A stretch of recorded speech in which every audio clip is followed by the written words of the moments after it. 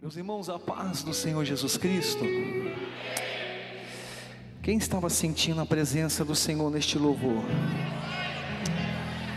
Eu estava glorificando a Deus ali no meu cantinho, olhando para os irmãos aqui da tribuna e lembrando de todas as promessas que Deus fez para mim e dizendo: Deus, muito obrigado, porque o Senhor é fiel. Eu tenho certeza que nesta noite tem pessoas que podem dizer o mesmo que eu, dizer assim: eu estou vivendo os planos de Deus na minha vida aqui hoje. Hoje eu vou falar sobre tempos, cronos, kairós de Deus. E dentro de uma palavra rápida que Deus me deu, Ele vai falar com você também. Porque eu vou falar com pessoas que estão passando tempos ruins aqui, dias maus, mas há pessoas também que estão vivendo dias de bonanças, de alegria, e Deus tem uma palavra para o seu coração. Deus tem uma palavra para o meu coração, aleluia. Eu quero agradecer aqui ao pastor William, nosso vice-presidente, pelo convite, pastor Marcelo, mesmo não estando aqui, que é um grande homem no qual admiro, nosso pastor aqui, que Deus abençoe sua vida, pastora Carmen, nosso pastor presidente, pela confiança, e por todos os senhores que estão aqui. Eu peço, irmãos, por gentileza, que coloque na tela para mim, Eclesiastes capítulo de número 3, hoje eu quero falar sobre um tempo. Eita Deus, irmãos, Jesus nunca obrigou ninguém a ouvir a sua voz. Ele pregava o evangelho e as pessoas se amontoavam para ouvi-lo, vinham de toda parte para ouvir o que Jesus estava falando. Quando ele estava dentro de uma residência, pessoas desciam pelo teto, porque queriam ouvir o que Deus tinha para falar com eles. E hoje nesta noite, irmãos, eu estou encarregado de falar a palavra de Deus, seu ministério. Eclesiastes, propósito debaixo do céu. Tempo de nascer e tempo de morrer, tempo de plantar e tempo de arrancar o que se plantou. Verso de número 4. Tempo de chorar e tempo de rir, tempo de plantear e tempo de dançar. Eu quero ainda, antes de você sentar, fazer mais uma oração, pedir que Deus continue falando conosco. Senhor Pai Todo-Poderoso, em nome do Teu Filho amado, eu Te agradeço por essa oportunidade, porque foi o Senhor que me concebeu esse momento, e eu creio, meu Pai amado, que o que eu trago aqui em minhas mãos, em minha mente, em meu coração, é uma palavra que o Senhor colocou esta semana. Pai, eu estudei bastante, eu me preparei, eu orei, eu jejuei, eu busquei a Tua face, Senhor, para ter entendimento e conhecimento, meu Pai, daquilo que eu vou falar. Mas eu sei, meu Pai amado, que não é eu que falo, não sou eu que transformo o coração, que mudo planos, que faço, é o Senhor. Então nesta noite, meu Pai, toca os corações que entraram aqui. Não permita que o inimigo venha desviar a atenção, meu Pai, deste irmão, desta irmã, que precisa ouvir esta mensagem. Que essa mensagem venha florescer e dar frutos, meu Pai amado, nesta noite. Pois é o que eu te peço e também te agradeço. Amém. Podeis assentar, meus irmãos. Irmãos, eu acredito que todos vocês já leram, todos vocês já falaram sobre este texto que Salomão escreve, o rei Salomão. Quando Salomão escreve, irmãos, Eclesiastes, ele já é uma pessoa de idade, passou por muitas coisas. Não é à toa que ele começa escrevendo Eclesiastes falando que tudo é vaidade. Ele viveu bem, comeu do bom e do melhor. Salomão teve tudo aquilo que ele queria como rei. E ele mesmo fala no capítulo 1 e 2, que não houve antes dele rei igual a ele, tão sábio e tão abastado financeiramente. Tudo que Salomão queria, Salomão tinha. Tudo que ele queria, ele conseguiu. Mas Salomão também errou, pecou contra Deus. Salomão deixou que o poder entrasse no seu coração. Ele permitiu que a ganância financeira entrasse no seu coração, a luxúria e os desejos sexuais. E ele tropeçou. E quando ele vai envelhecendo, ele começa a alertar a humanidade e o seu povo a respeito das vaidades do mundo. E ele começa a escrever Eclesiastes. Mas no capítulo 3 ele começa a falar de coisas comuns. E quando nós falamos de tempo, irmãos, segundo o que nós conhecemos, o tempo é dividido em duas partes. Nós que conhecemos a Bíblia, dentro da teologia, o tempo nosso, que é os minutos, a hora, o relógio, os dias, nós chamamos de cronos. E o tempo de Deus nós chamamos de kairos. E muitas vezes nós não entendemos o que significa isso. Hoje, amanhã, ontem, daqui a pouco, alguns minutos, daqui a um mês, isso é cronos. Então Salomão ele começa a dizer que o homem nasce e o homem morre, que o homem tem um tempo nessa vida, e com esse tempo vai se passando, mas também chega o tempo de morrer. E Salomão também começa a falar sobre um outro tempo. Ele fala do tempo de plantar, e ele fala o tempo também de colher. Aqui ele está falando sobre agricultura. Ele está olhando para um campo e vendo ali um semeador, um agricultor lançando a sua semente. E ele percebe também que com o tempo, quando se joga a semente, com o tempo ela vai crescer. E vai chegar uma época que também vai ser colhida aquela semente. Ele fala em Eclesiastes que ele mesmo plantou vinha, jardins. E no seu jardim ele colocou toda a árvore que existia naquela época, de frutos. Então ele também conhecia sobre isso. Então ele está falando que há um tempo determinado para todas as coisas debaixo do céu. E quando eu vejo que há um tempo determinado para todas as coisas debaixo do céu, e que entendo que Cronos está ligado a horas, minutos, dias, meses e anos, e que Kairos é o tempo de Deus, e o tempo de Deus é conhecido como um tempo oportuno, certo e supremo na vida das pessoas, no qual ele tem um propósito. Eu entendo que ele está falando neste momento de dois tempos aqui. Ele fala que o homem tem o seu tempo natural, mas existe um tempo chamado tempo de Deus nas nossas vidas. Talvez você ainda não entendeu o que eu quis dizer. Ele está dizendo: olha, eu e você somos movidos por horas. Jesus, o próprio Cristo, Deus, Ele deixou claro, em Salmos está escrito que o homem tem um tempo de vida que chega a 70 anos. Hoje a gente viu aqui, sendo a nossa irmã parabenizada pelos seus 92 anos, que Deus seja louvado na vida da senhora. Mas é raro a gente ver pessoas passando de 70, 80 anos, porque foi determinado, está escrito, esse é o nosso tempo natural na vida. Mas existe um tempo, irmão, e esse é o tempo de Deus. Bendito é o nome do Senhor, que não é igual ao nosso tempo. Deus não pensa como nós, não trabalha no mesmo relógio que nosso. O relógio de Deus é diferente. Ele está no passado, mas no mesmo tempo Ele está no presente. Ele está no passado, mas no mesmo tempo está no presente. Ele está no presente, mas já está no futuro. Oh, aleluia! Eita, algumas pessoas já estão entendendo o que Deus está falando aqui. Salomão falou: nós nascemos e morremos, nós plantamos e colhemos.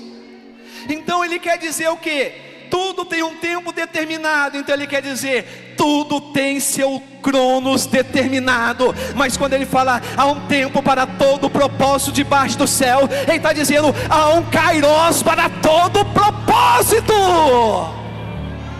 Se há um tempo, há um kairos. Se há um tempo humano para as coisas, há um tempo de Deus determinado para acontecer algo na nossa vida. Ele está relatando que Deus está ali. E quando falamos de kairos, irmãos, nós estamos falando de um tempo oportuno para Deus trabalhar na minha vida e na sua vida. Porque se você for estudar Kairos, é um tempo oportuno. É um tempo oportuno e é o tempo certo. Por isso nessa noite eu quero que você me ajude aqui a entender que Deus não está atrasado no seu processo. Eu vim aqui falar para você nesta noite que o Deus que você serve, Ele não se atrasa, Ele não erra com você. Está acontecendo algo na sua vida e você está vivendo um tempo difícil. E como eu disse, eu estou falando para pessoas aqui que além de estar vivendo um tempo difícil, há pessoas que estão também vivendo um tempo bom. Eu estou falando para um grupo de pessoas que está vivendo um tempo bom, um tempo de bonança, de paz e alegria na sua casa. Mas eu tenho certeza, preste atenção, estou falando para um número maior de pessoas aqui nessa noite que está vivendo tempos de guerra na sua vida, tempos de luta, tempos de tristeza. Você está vivendo o tempo do choro, da dificuldade, da incerteza. E é para você que nesta noite está passando por isso que Deus mandou um recado. E o tema da minha mensagem é Deus no controle de todas as coisas. É Deus no controle de todas as coisas. Deus mandou eu te dizer que Ele está trabalhando neste tempo. Eita!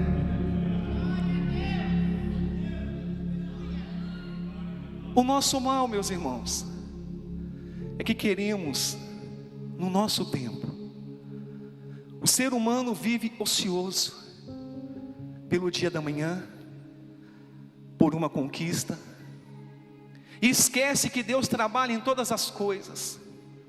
Nós estamos vivendo uma época que nós estamos tirando Deus do centro, e colocando Ele em outro lugar, porque queremos fazer, não esperamos Deus trabalhar. Queremos estar à frente de Deus em tudo, porque achamos que assim é melhor viver o nosso tempo. Achamos que já temos experiência o suficiente e não esperamos Deus trabalhar em nossas vidas. Se eu não tivesse, irmão, se eu não tivesse paciência, eu não estaria hoje aqui ministrando a palavra de Deus sobre este altar. Porque no meu tempo, eu acho que já deveria ter acontecido, mas no tempo certo de Deus, é na hora certa, é no dia certo. Foi hoje que Deus determinou e preparou para que eu subisse nesse altar e ministrasse essa palavra para você. Está chegando o dia certo, a hora certa que Deus está preparando na sua vida, no seu ministério, na sua casa, na sua família, algo novo para você, mas você precisa aprender a esperar o tempo de Deus. Quando nós tomamos a frente de Deus, nós erramos, igreja. Quando você acha que tem que ser do seu jeito, não dá certo. E muitas vezes quebramos a cara, porque temos aí muita gente machucada, muita gente que não quer mais estar na igreja, não sente mais vontade de servir ao Senhor, porque tomou a frente, não deixou Deus trabalhar e se decepcionou. Ei, meu irmão e minha irmã, quando esperamos com paciência no Senhor, Deus não vai nos desapontar, Deus não vai desapontar o seu povo, porque Deus trabalha em nosso favor, Deus trabalha ao seu favor. E eu digo nesta noite, quero profetizar sobre você: Deus trabalha ao seu favor, você precisa esperar. Aleluia. Meu Deus. Eu gostaria de falar de dois jovens aqui, José e Davi. O que José e Davi tinham em comum, meus irmãos? Eram jovens quando foram escolhidos por Deus. Mas o que? Foram ignorados, excluídos pelos seus irmãos. Meu Deus, os dois. Eu não sei, pastor, disso, tem que ler a Bíblia. A Bíblia diz que José era invejado pelos seus irmãos, Davi excluído. Deus está falando. Diz que quando José se apresentava à presença dos seus irmãos, eles tinham ódio do seu irmão, porque Jacó, Israel, que era o seu pai, amava mais José. E nós conhecemos a história, e vamos daqui a pouco chegar nela. Nós sabemos que Israel fez uma túnica de muitas cores e deu ao seu filho amado, filho da velhice, e aquilo criou um ciúme terrível. E aí eu falo, irmão, se há ciúme entre parente de sangue, não vai ter entre os irmãos? Não há entre os irmãos da igreja, pastor William? Se isso acontece dentro da nossa própria casa? Se há inveja na nossa casa, não há na igreja? Mas Deus trabalha nisso também, porque pessoas, homens, seres humanos, nós somos complexos. Davi, quando Samuel veio ungir um rei na sua casa, aonde Davi estava? Na mesa, sentado com seus irmãos, de banho tomado? Não! Esquecido num pasto, pastoreando as ovelhas do seu pai. Mas uma coisa é certa: esquecidos por homens, mas não por Deus. Nesta noite Deus está falando ao coração de pessoas. Você está se sentindo esquecido pelos homens, por alguém na sua casa, até aqui nesta igreja, no seu ministério. Mas Deus está dizendo a mim: você pode estar esquecido pelos homens, mas não está esquecido por Deus. E chega a hora da honra. Excluído, porque muitas vezes nos sentimos excluídos, não é verdade, irmãos? Eu fico chateado quando tem uma festa e as pessoas me conhecem e ninguém me chama. Eu fico chateado. Posso não demonstrar e nem falar. Isso é assim, pastor William? Eu sou. Se eu não posso ir, eu fico feliz pelo convite. Mas Davi não era chamado para nada, excluído pelos seus irmãos e pelo seu pai. Mas foi a ele quem Deus escolheu. José ainda era imaturo, e o mal de muitas pessoas é a imaturidade. Deus até tem um projeto na vida das pessoas, pastor William, mas é imaturo e precisa amadurecer. Irmãos, é difícil amadurecer na mão de Deus. Deus nos prova, Deus nos amassa, mas Deus nos honra. Ambos passaram por muitas provações, vales, desertos, lutas que duraram dias e meses. Quando a gente fala duraram dias, meses e anos, irmãos, é o Cronos. Passaram-se tempo, anos. Mas mesmo diante de toda a dificuldade que José e Davi estavam enfrentando, eles não esqueceram de Deus e não abandonaram a sua fé. Eles precisavam amadurecer, crescer, confiar em Deus, porque nesta jornada eu e você precisamos amadurecer a cada dia. Não tem ninguém aqui mais sábio que ninguém, maior do que ninguém. Todos nós aqui aprendemos todos os dias. Quando eu venho no Azusa eu me maravilho. Sabe por quê? Eu fico maravilhado, porque eu aprendo algo novo. Na minha época não era assim, era diferente. E quando eu chego aqui na sexta-feira, eu fico tão maravilhado, que eu só quero glorificar, exaltar, porque é um tempo novo. A gente está aprendendo todos os dias. Então você não sabe mais que o outro. Lá atrás funcionava daquele jeito, hoje é outro tempo, irmão. E se você não entender que os tempos mudaram, você fica de fora. Tem que entender as mudanças. E no silêncio que muitas vezes Davi e José estavam passando, Deus estava trabalhando a favor deles. Eu quero dizer a pessoas aqui, isso aqui é forte que eu vou falar. Você no momento não está conseguindo ouvir a voz de Deus.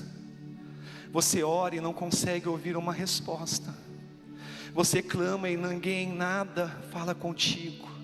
você não consegue ouvir Deus te responder nas suas orações. Você vem ao culto, mesmo um culto desse, Deus falando através do pregador, através dos louvores, você não está escutando, não está entendendo, você se sente sozinho, e você acha que isso não tem um fim, e que você vai morrer. O que será que passou na cabeça de José quando ele estava na cisterna, ou quando ele estava na prisão? O que passou na cabeça de Davi quando entrava na caverna para se esconder? É o meu fim, acabou. Talvez, mas eu quero dizer uma coisa: Deus estava trabalhando em favor deles, e Deus está trabalhando a seu favor. Como já foi dito aqui, tudo coopera para o bem daqueles que amam a Deus. Tudo coopera para o bem daqueles que amam a Deus. Tudo coopera para o bem daqueles que amam a Deus. Na sua luta, no seu choro, na sua dificuldade, lá na sua casa onde você chora, quando você vai dormir, só você sabe as lágrimas que rolam no travesseiro. O homem, ele sai da cama para não chorar, e vai para a sala e dobra os joelhos e ora e começa a chorar, dizendo: Deus, eu preciso. Eu quero dizer que Deus está trabalhando no silêncio. Deus está moldando você no silêncio. Deus está transformando você no silêncio. Ei, querido, se Deus tem um propósito com você, se há um kairós de Deus na sua vida, um propósito, você não vai morrer desse jeito. Deus vai levantar você das cinzas. Deus vai determinar a tua vitória, e vai chegar o mais rápido possível. Porque Deus, irmãos, Ele sabe até onde nos provar. Você está dizendo que não aguenta mais. Tem pessoas aqui pensando como eu, mas você ainda aguenta. Por quê, pastor Márcio? Porque Deus disse que não te prova mais do que você pode suportar. Deus está te apertando, está te amassando, é porque Ele está dizendo: eu estou trabalhando em você. Oh, irmãos, temos que voltar a olhar para a Bíblia, entender o que está escrito aqui, lembrar do oleiro na casa. O Deus falando para o profeta: vai à casa do oleiro e veja aquele vaso sendo construído. Lembrar como se constrói um vaso e se colocar muitas vezes no lugar daquele vaso, porque muitas vezes nós somos o vaso na mão do oleiro, e para fazer um vaso bom, às vezes tem que amassar, tem que moer, e depois que amassar e dar forma, vai ao fogo para ser experimentado. Ei, querido, lembra-se de que todos aqueles que passaram provas difíceis, Deus os socorreu na hora certa. Aleluia!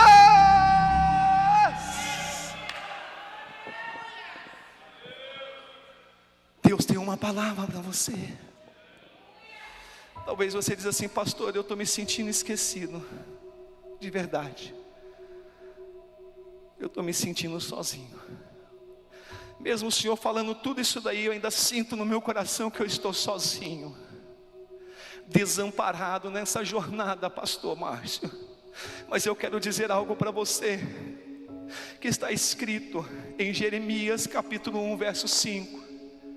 Coloque na tela, por favor, Jeremias capítulo de número 1, verso 5.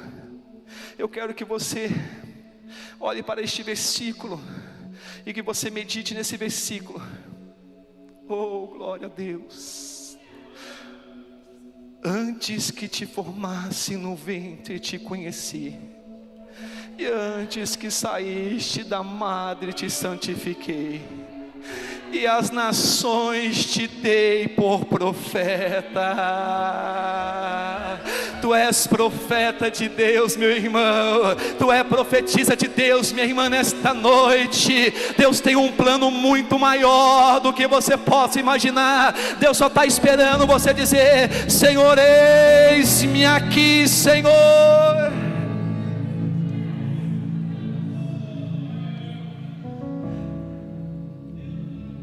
A Bíblia nos diz, irmãos, em Gênesis capítulo 37, verso 3: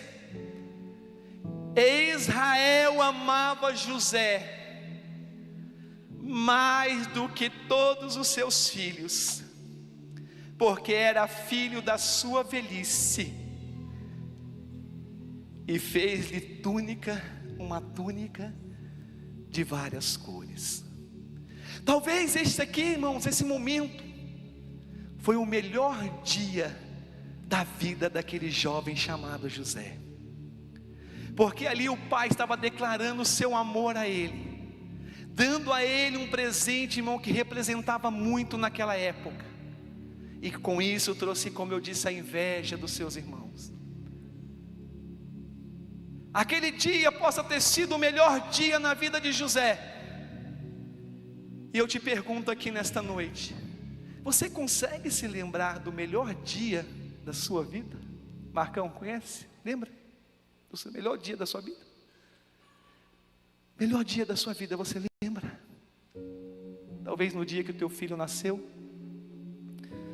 talvez o dia que você foi chamado para pregar pela primeira vez, o dia que você abriu a sua primeira empresa, o dia que você conheceu a sua esposa, que foi sua namorada e depois sua esposa, talvez o dia que você foi promovido de um cargo, talvez uma doença que você tinha que foi curado. Talvez você possa aqui falar: pastor, eu lembro do melhor dia de muitos dias bons na minha vida, mas hoje eu vivo, pastor, um momento difícil. A Bíblia diz também, irmãos, que logo à frente, não muito, acontece algo que vai mudar a vida de José. A Bíblia nos diz no capítulo 37, 22, também ele disse: Rúben, não derrameis sangue, lançai-o nesta cova que está no deserto. Eita Deus, lança ele no deserto, na cova. Talvez o melhor dia dele, agora ele está vivenciando o pior dia da sua vida, meu irmão.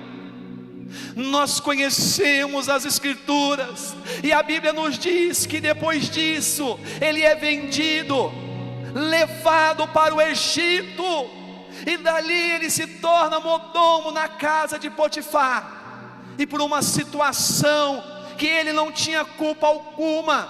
Alguns dizem: qual é a diferença entre Sansão e José? Qual é a diferença entre Sansão e José? Sansão tinha força, José tinha caráter. José tinha caráter, Sansão tinha força. Então não adianta. José, ele resistiu à tentação e foi parar na prisão. É assim que acontece quando você resiste à tentação. Às vezes você é perseguido, humilhado, mas Deus tem um plano sobre a minha e a sua vida. Aleluia! José esperou 13 anos. 13 anos. Quanto tempo você está esperando para ser abençoado? Quanto tempo você está esperando a sua bênção chegar, a sua vitória? Ou quanto tempo ainda você vai esperar para vir aqui à frente e se reconciliar com o único Deus que existe?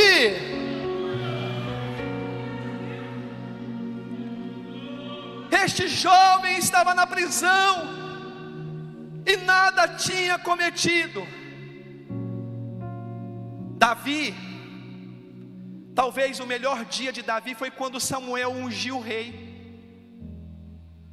Ele não esperava, mas Samuel foi à casa de Jessé. Quando Samuel ele entra pela porta, ele vê um homem alto, bonito, formoso. Humanamente ele olhou e disse assim: este é o novo rei de Israel. E Deus disse: não. Veio outro homem forte, formoso, ele disse: este então é. Deus falou: não. E foram passando mais um e outro, e Deus disse: Samuel, você vê com os olhos naturais, eu vejo com os olhos sobrenaturais. Eu procuro alguém diferente. Ei, querido, nós queremos ser abençoados, nós queremos as bênçãos, as bonanças, bênçãos, alegria, dias, tempos bons, mas nós queremos ser a diferença para Deus, porque nós exigimos de Deus tudo. Nunca vivemos uma época tanto de me dá a Deus. Eu quero, Deus. Eu preciso, Deus. O Senhor tem que me dar, Deus. Se o Senhor não me der, Deus, eu não vou mais à igreja. Deus, se o Senhor não fizer, eu não prego mais. Se o Senhor não fizer, eu não canto mais. Não prega, irmão, não vai mais à igreja, fica em casa. Uma coisa é certa: se você não levantar e fizer, Deus vai levantar outro para fazer. Se você que senta na primeira cadeira está de gravata, eu estou de gravata, não quiser fazer, Deus vai pegar um mendigo da esquina da Alameda Santo Amaro e vai entrar aqui e vai se reconciliar e vai aceitar. E daqui a pouco ele vai estar na tribuna dizendo: eu sou o último. E a Bíblia vai dizer: os últimos serão os primeiros.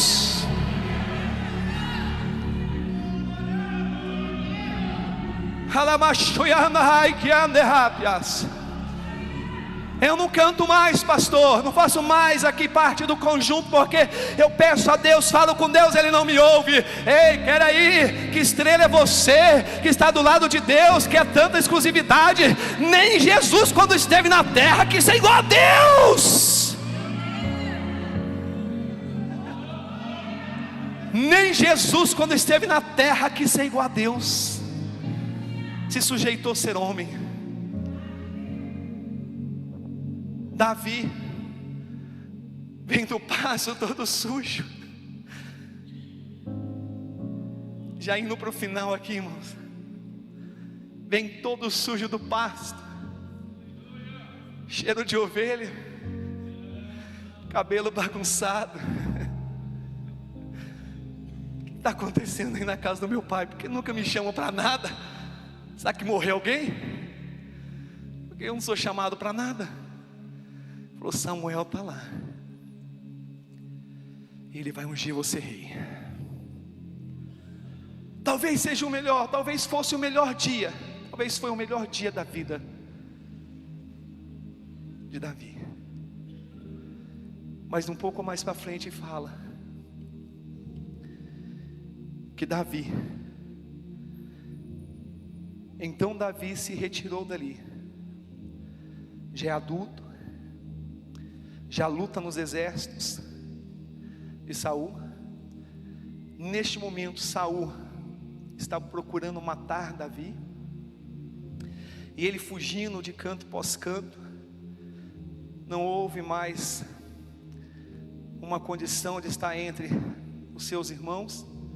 Ele entra numa caverna chamada Caverna de Adulão. Um homem ungido rei agora está dentro de uma caverna, se escondendo para não perder a sua vida. Mas pastor, por que o senhor leu um versículo com o outro? Porque há momentos na nossa vida que é de alegria, de felicidade, mas há momentos na nossa vida que a gente quer morrer, que a gente quer se entregar, que a gente quer parar. Mas eu vim aqui para te alertar que existe um Deus no céu, dono de todas as coisas, e que com Ele está todos os propósitos da terra. Que no Salmo de número 90, depois você leia, foi Ele que fez as montanhas. E Ele fala que um dia é como se fosse 1000 anos para Ele, e 1000 anos como se fosse um dia.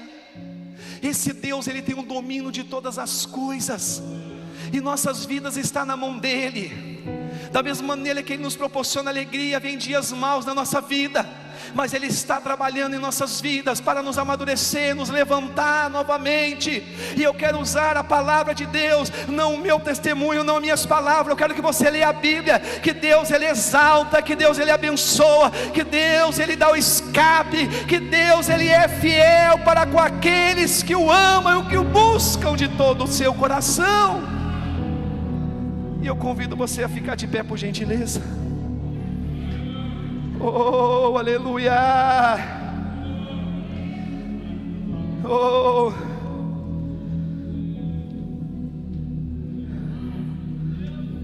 Isaías 49:15 diz o seguinte: porventura pode uma mulher esquecer-se tanto de seu filho que cria, que não se compadeça dele, do filho do seu ventre? Mas ainda que essa se esqueça dele, contudo eu não me esquecerei de ti. Eu falo a você que nesta noite, Deus está abraçando você aqui que se sente desamparado. Deus está abraçando você aqui que pensa em desistir, ou talvez até desistiu. E Deus te convida para uma nova aliança. Ei, Davi estava desamparado, mas não por Deus. José estava desamparado, mas não por Deus. O pastor Márcio estava desamparado, mas não por Deus. E a boa notícia que eu te digo nesta noite, você que se sente desamparado, você não está desamparado por Deus. Se alguém nesta noite,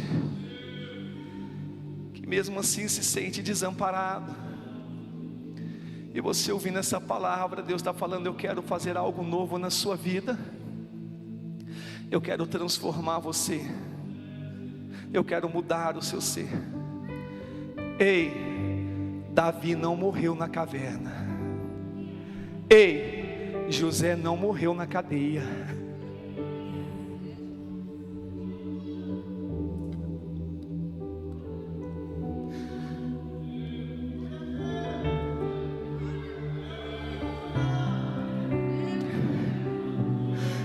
Quantas vezes, irmãos, eu quase morri.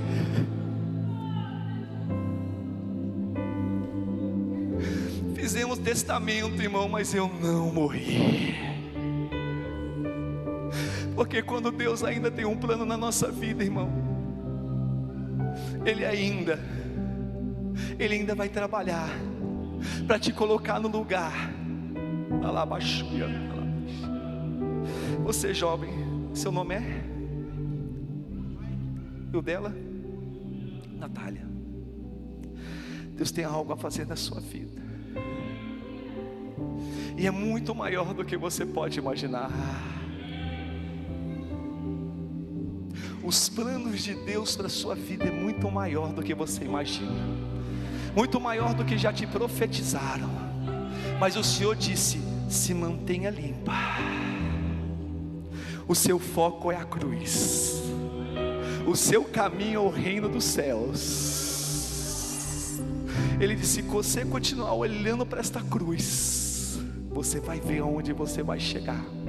Será embaixadora de Cristo nessa terra, porque o Senhor é fiel. E eu pergunto aqui, irmãos, meu tempo acabou. Tem alguém que quer aceitar a Jesus como Salvador, ou reconciliar-se com Jesus como um dia eu reconciliei?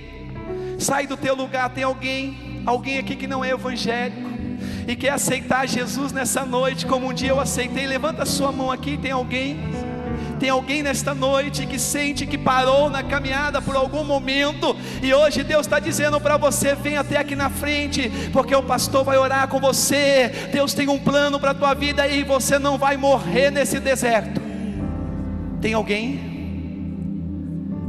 desse lado direito? Do lado esquerdo meu aqui tem alguém que queira voltar a Jesus? Todos são crentes? Que Deus abençoe. Guarde esta palavra, porque Deus, Ele é poderoso. Deus, Ele é glorioso, irmão. Irmão, quem era eu na fila do pão? Quem éramos nós, irmãos? E hoje somos embaixadores do reino de Deus. Aplauda Jesus, porque Ele é merecedor de honra, glória. Que Deus abençoe.